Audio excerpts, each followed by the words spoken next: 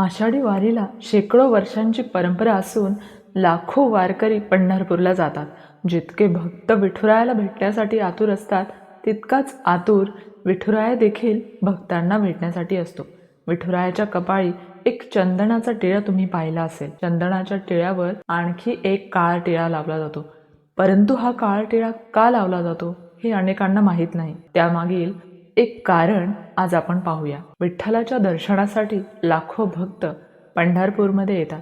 ते रात्रभर तहान भूक विसरून दर्शनासाठी रांगेत उभे असतात.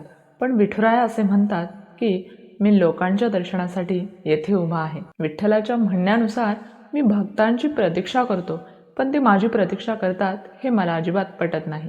लाखो भाविक येत असल्याने दर्शनासाठी त्यांना रांगेत प्रतीक्षा करावी लागते.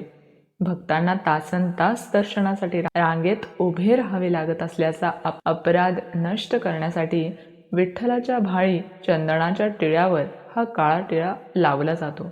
पंढरपूरच्या मंदिरात रात्री झाडू मारला जातो. जिथे भक्तांची रांग असते तिथली माती जमा केली जाते.